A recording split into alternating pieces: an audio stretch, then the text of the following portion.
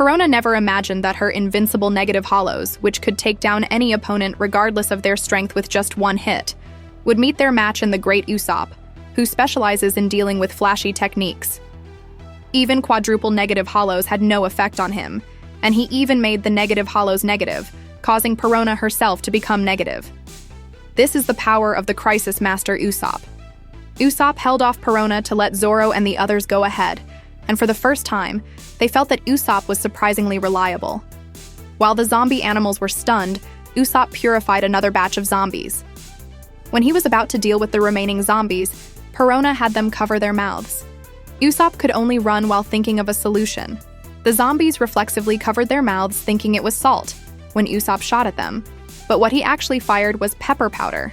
Taking advantage of the moment when the zombies sneezed, Usopp fired salt stars, taking down several more, then shot a fire star, aiming at the chandelier on the ceiling. He pretended to miss and let the zombies mock him, but the falling chandelier perfectly dealt with the remaining zombies. Now only Perona and Kuma remained. Perona, who had nearly wiped out the Straw Hat crew, could only retreat when she encountered Usopp. Thus began a chase with Usopp pursuing Perona and Kuma pursuing Usopp. Kuma stopped Usopp with a bear headbutt, and the two men and one bear maneuvered between the stone pillars. Just when he managed to hold off Kuma with fire, Perona had transformed into her astral form. Usopp prepared to face her with his new weapon, which combined various dials from Sky Island and could fire flames, light, impact, and various other attacks. However, these attacks were ineffective against her astral form. Perona dove through Usopp's body, threatening to crush his heart, though it was just to scare him. While Perona in her astral form couldn't be hit by attacks, she also couldn't cause physical damage to others. But she wasn't helpless. She could create mini hollow bombs, with just one being able to blast a huge crater. Usopp was hit directly by 5 or 6 bombs, but only bled a little, and Kuma came to finish him off, pinning Usopp down and throwing hundreds of punches. However, Usopp quickly switched personas, letting Sogeking take over, and immediately dealt with Kumachi. Sogeking was hit by several more bombs, but Usopp had already seen through Perona's secret. With one Atlas Comet attack, he destroyed the room where Perona was hiding her real body, then pretended to fire a dud. Perona fell for it and quickly used her big hollow to trap Usopp. Without thinking, she returned to her body, but the supposed dud was actually a sticky star that firmly held Perona in place. When a hippo zombie tried to ambush Usopp, he took it down with one impact dial shot. Although his arm felt like it was about to break, he still maintained a strong appearance. A cockroach star terrified Perona to the point of wetting herself, and then he pulled out his 10-ton hammer. Just as Perona was about to break down, he brought it down on her head. Perona fainted immediately. The strongest fighter had been dealt with by Usopp. Meanwhile, after Zoro and the others got out, Sanji immediately needed to part ways with them.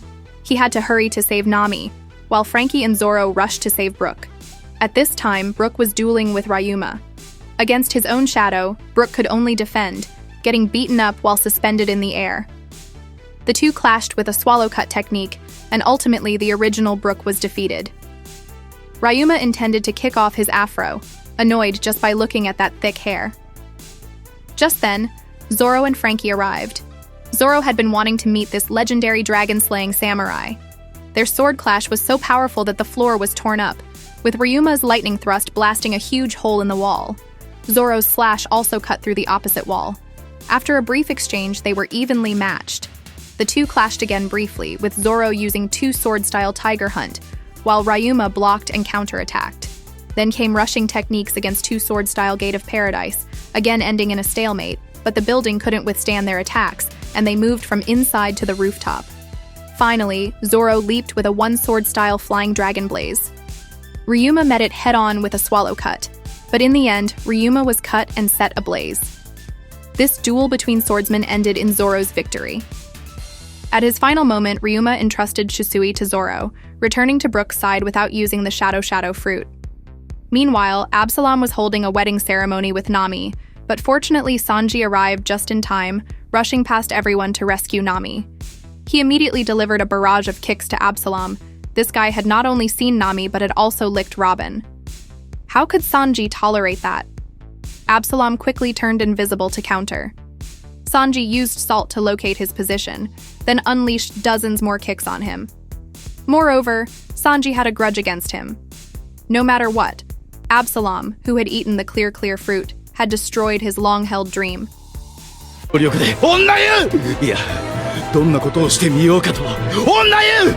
Without another word, Sanji delivered another kick to his face. Absalom tore off his clothes to show off his muscles, boasting that his body possessed the strength of beasts. The clear fruit was just an addition, but before he could finish speaking, Sanji kicked him again. Absalom turned invisible to counterattack. Remembering what Usopp had said about becoming invisible if grabbed by him, Sanji could only defend while holding Nami. Standing there taking Absalom's attacks, he was even stabbed in the back. Sanji had to temporarily put Nami down, then suddenly grabbed the invisible Absalom and delivered another combo of kicks.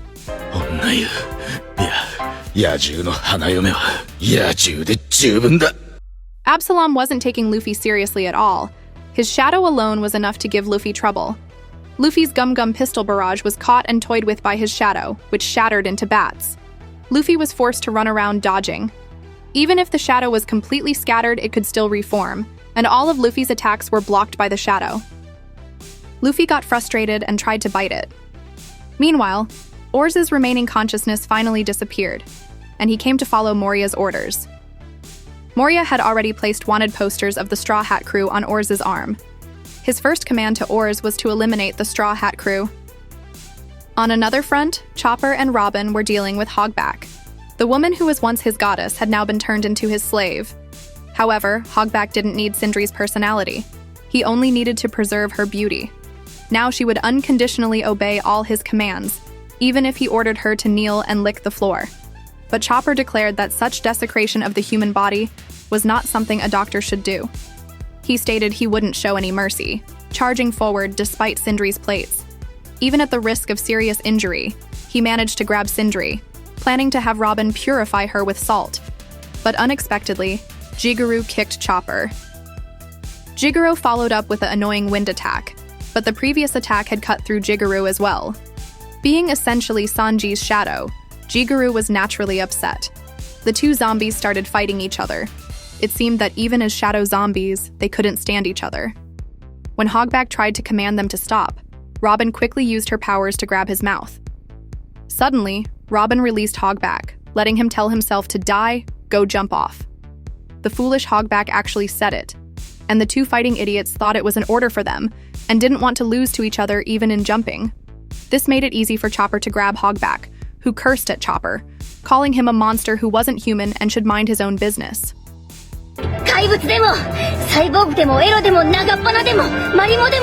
Robin made hands bloom under Chopper's feet, and Chopper planned to just drop Hogback to his death. But Oars' hammer smashed through the ceiling, forcing Chopper to use Hogback as a springboard to escape. Hogback was pinned under the rubble, unable to move, and seeing Oars approaching, he ordered Sindri to save him. However, Sindri remained motionless, and Hogback was crushed into paste by Oars.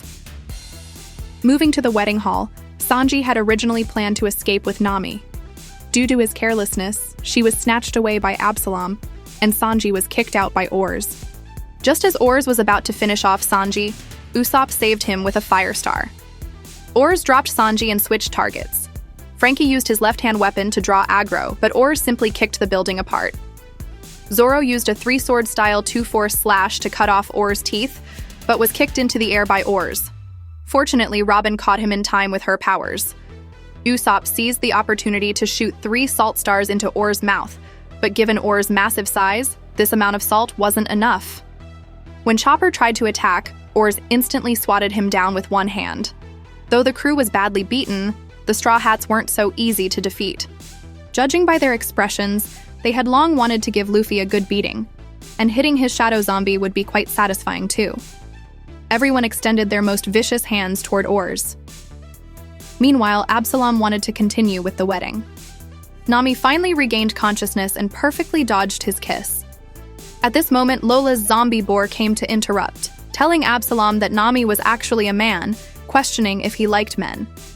But Absalom recalled seeing everything of Nami in the bathroom. He had seen it clearly and wouldn't believe such nonsense. He immediately knocked Lola down.